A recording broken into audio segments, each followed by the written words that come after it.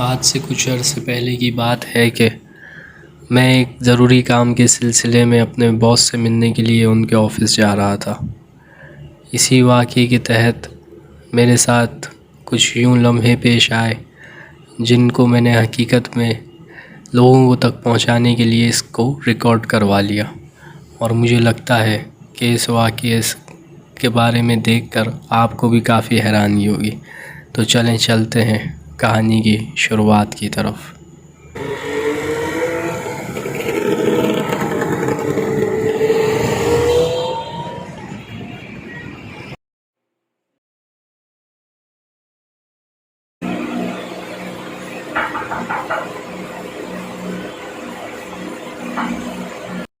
Come inside, please. Hello, Mr. Danish. How are you, man? Oh, Mr. George, कैसे हैं ना वो? After long time. Thank you, sir. Thank you. बस थोड़ा Have a seat. मसरूफियात हुई थी या थोड़ा मसरूफियात हुई थी, बस उसी चक्कर में अटके हुए थे। ये फ़ाइल जो आपने हमें दे रखी है सर, इसका अभी तक कोई फ़ैसला नहीं हो पा रहा। सर, आपको तो पता है कॉन्ट्रैक्ट के अंदर सिग्नेचर कितनी इम्पोर्टेंट चीज़ होती है, और आपने कुछ पेपर्स पे सिग्नेचर नहीं लिए हुए। यार मैंने चेक करके दी थी यार आपको सारी फाइल। आप बिल्कुल ठीक कह रहे हैं, मगर मैं आपके साथ ऐसे क्यों करूँगा? आप खुद चेक करें। ये देखिए, इन पेपर्स पे सिग्नेचर नहीं है। यार क्लाइंट मिस्टर अनवर, ये कैसे हो सकता है? सर, आपके सामने वाली की बात है, सब आप चेक कर सकते हैं। ये पेपर्स हैं, इनके ऊपर सिग्नेचर मौजूद नहीं है। आप खुद मैं चेक कर लेता हूं। जी ज़रूर।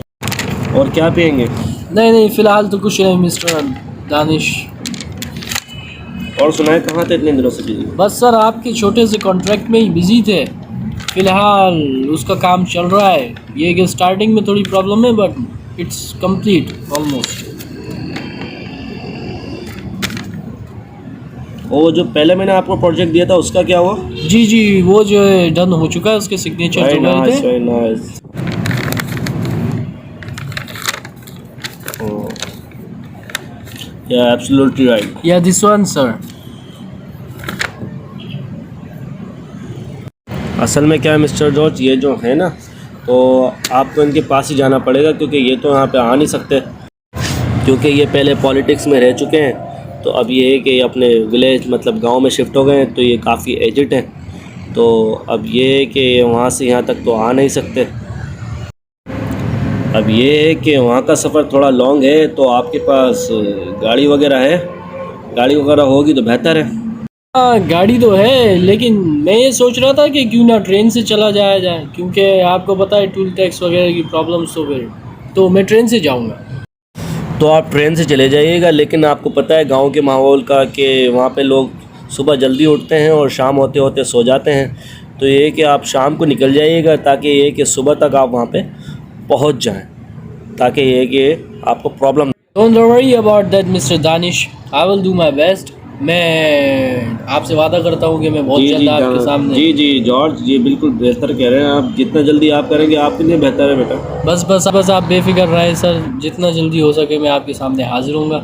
और अब मैं आपसे इजाज़त चाहता हूँ। ठीक है सर, अल्लाह हाफिज़। बस अल्लाह हाफिज़। तो फिर मैं वहाँ से चल दिया। शाम के धुंध लगे जब मैं हैदराबाद जंक्शन पर पहुँचा तो काफ़ी गहमा गहमी का माहौल था। 5 मिनट सब्र करने के बाद जब मैं टिकट घर के करीब गया तो वहाँ से मालूम हुआ कि यहाँ से जाने वाली सिर्फ़ एक ही ट्रेन बची है। तो जल्द अज जल्द मैंने उसका टिकट ख़रीद लिया। प्लेटफार्म पे दाखिल होते ही किस्मत का करना ये हुआ कि जिस गाड़ी का मुझे इंतज़ार था वो मेरे सामने ही खड़ी थी, जिसे देख के मेरे दिल में एक बहुत पुरख्याल सा अज़्म हुआ। थोड़ी देर चलने के बाद मैंने अपना बोगी नंबर ढूंढ लिया, और जैसे ही मुझे बोगी नंबर मिला मैं बग़ैर किसी चीज़ के इंतज़ार के उसमें सवार हो गया। अभी बोगी नंबर देखा ही था कि रश की वजह से मुझे काफ़ी दुश्वारी आई अपनी मंजिल तक पहुंचने में। बहरहाल ट्रेन में चढ़ना था, सो मैं चढ़ गया।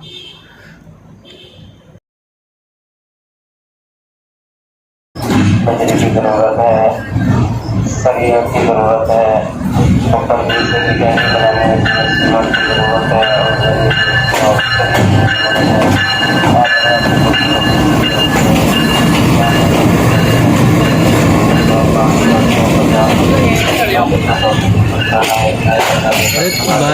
थे कि जिस जगह का एड्रेस मुझे मिस्टर दानिश ने बताया था उसमें तकरीबन 1 दिन का सफ़र था, मगर जिस ट्रेन में मैं सवार हुआ और जहां जाना था वो तो चंद घंटों में ही अपनी मंजिल पर पहुंच गई और मजबूरन मुझे उस रात इस अंधेरे में उस स्टेशन पर उतरना पड़ गया।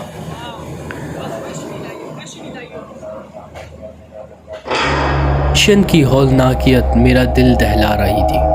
न बंदा न बंदगी साथ, अकेला मैं और मेरे साथ वो फाइल जिसकी गर्ज से मैं यहाँ तक आया था। कुछ ना समझ आते हुए मैंने अपने दिमाग को सुकून देने के लिए बैठने का सोचा और चंद कदम चलते ही एक बेंच दिखाई दिया जहाँ बिना कुछ सोचे समझे मैं कुछ देर आराम की गर्ज से बैठ गया।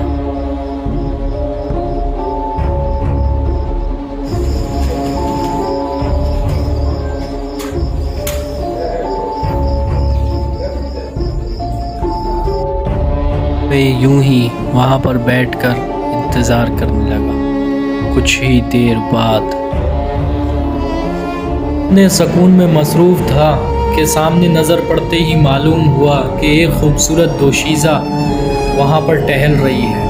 उसे देखने पे मालूम हुआ कि वो मेरी तरफ मुतवज्जा है और उसने आते ही मुझसे ये सवाल कर डाला कि अगली रेलगाड़ी कब तक आएगी।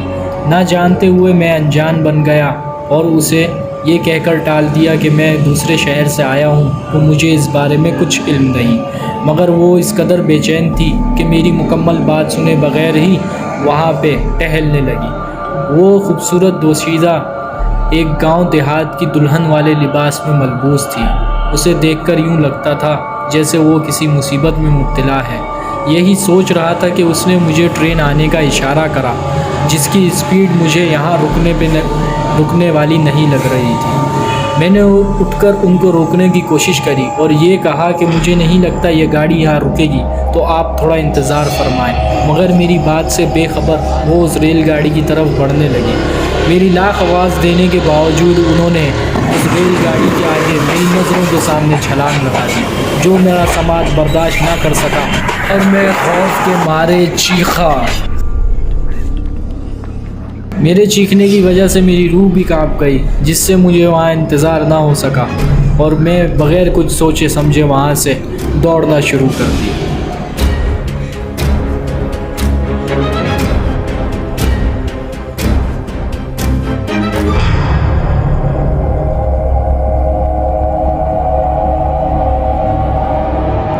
मैं रोशनियों की तरफ भागना शुरू कर दिया।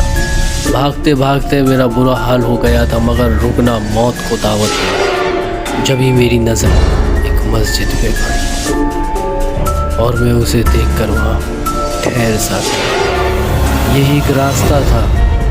अगर मैं अल्लाह के करीब चला जाता, उसके घर में चला जाता, तो मुझे वो शैतानी रूह कुछ नहीं कर सकती थी। यही सोचकर मैंने वहाँ अंदर जाने का फ़ैसला करा, क्योंकि मैं चाहता था कि किसी तरह मेरा उस रूह से छुटकारा मिल जाए। और ये सोचकर मैं अंदर दाखिल होने लगा। दाखिल होते ही यूँ लगने लगा जैसे मेरी ज़िंदगी में ज़िंदगी आ गई हो। यूँ लगा जैसे मेरी रूह को कोई सुकून मिल गया हो। और वही एक रास्ता था मेरे पास ज़िंदगी पाने का। और मैं वहाँ सोच की सी हालत में बैठ गया। जब ही मेरी नज़र एक मौलाना पे पड़ी जो दुआ में मसरूफ़ थे। अलबत्ता मैं उनके पास जाता, मेरी हालत असबाब देखकर उन्होंने मुझे अपने करीब बुला लिया। बिना कुछ सोचे समझे अपनी हालत की वजह से मैं उनके पास जा बैठा। मेरे पास बैठते ही, क्या बात है बेटा, इतने घबराए हुए क्यों हो? यहाँ से मैं अपनी आप बीती उन जनाब को सुनाने लगा जो उस वक्त मस्जिद में मौजूद थे। मेरी बातें सुनकर उनके चेहरे का ज़र्रा बराबर भी रंग ना उड़ा, बल्कि वो इस कदर इत्मीनान से ये वाक़या सुन रहे थे जिस तरह वो इससे सुनने के आदी हो। और यूं ही मेरी आप बीती तमाम हो गई। ये सब सुनने के बाद उन्होंने मुझे कहा कि अगर तुम में थोड़ी भी हिम्मत है तो यहाँ बैठो और इस सच से वाकिफ़ होके जाओ जिसने तुम्हारे दिल को आज दहला कर रख दिया है। यही सुनकर मैं उनको उस जगह का निशान दिखाने लगा, मगर वो वहाँ से ना हिले और मुझे कहते रहे कि तुम मेरा वाक़या मतलब सच्चाई सुनकर ही यहाँ से जाना। मैं फिर भी घबराहट के मारे उन्हें उसी जगह की तरफ मुतवज्जा करता रहा जहाँ मैंने वो सब कुछ देर पहले देखा था, मगर वो मेरी बात ना माने बल्कि मुझे सिर्फ यहाँ बैठकर अपनी गुफ्तगू सुनने का कहते रहे। मैं उनकी बात से परेशान था कि मैं इस कदर अज़ियतनाक लम्हे से गुज़रा हूँ और उन्हें कुछ फ़र्क ही नहीं। ये सोचकर मैं बौखलाए हुए अंदाज में उन्हें अपने साथ चलने के लिए कहने लगा, मगर वो अपनी जगह से ना हिले और बल्कि मुझे अपनी कहानी सुनाने के लिए कहने लगे। और यूँ उन्होंने मेरी पूरी बात सुनकर अपनी बात कहने की इजाज़त मांगी, जिसके लिए मैं उन्हें ना कह सका और वो मुझसे मुतवज्जा हुए। यूँ ही उन्होंने अपने वाक़े की शुरुआत करी और कहने लगे कि तकरीबन आज से 10 साल पहले। देखो बेटा, मेरी बात सुनो। ये जो तुमने अभी देखा है महज एक इत्तेफाक नहीं बल्कि हकीकत है। आज से 10 साल पहले जब मेरा इस मस्जिद में तबादला हुआ था, तब तुम्हारी तरह एक नौजवान भागता हुआ आया। उसने बिल्कुल इसी तरह का एक वाक़या बताया जो सुन के मुझे यकीन नहीं आया और मैं उसके साथ चल पड़ा। जब जाके देखा तो मेरे जिस्म में खून जमने लगा, क्योंकि वहाँ वाकई ही किसी की लाश टुकड़ों में कटी पड़ी थी। वहाँ जमे लोगों ने बताया कि ये लड़की भागते हुए मदद की गुजारिश करने लगी। जब किसी ने इसका साथ नहीं दिया तो इसने ट्रेन के आगे छलांग लगा दी। उसके बाद से अब इस जगह हर दूसरे शहर से आने वाले मुसाफिरों के साथ ऐसे ही होता रहा है। जो अभी तुम्हारे साथ हुआ, न जाने कब ये सिलसिला थमेगा और यहाँ सुकून होगा। देखो बेटा, परेशान नहीं हो, जो हकीकत है वही सच है। जी, बस मुझे बड़ा सदमा सा लगा ये सब कुछ सुनकर ऐसे अचानक। मैं काफ़ी परेशान हो गया हूँ, लेकिन इस हालत में आपने मेरा साथ दिया, आपकी हौसला अफजाई का शुक्रिया। वरना मुझे नहीं लगता था ये सब कुछ देखने के बाद मेरा दिमाग ये बर्दाश्त कर पाएगा और मैं ज़िंदा रह सकूँगा। लेकिन आपने मेरा बहुत साथ दिया और मुझे हकीकत से वाकिफ़ करा। मैं आपका शुक्रगुज़ार रहूँगा। अब मैं आपसे इजाज़त चाहता हूँ और मैं अपना काम मुकम्मल करके अपने शहर वापस लौट आऊँगा। बेटा, परेशान मत होना और जितना जल्दी हो सके इस वाक़ये को भूल जाना, ताकि आपके जहन पे कोई बोझ ना रहे। ठीक है?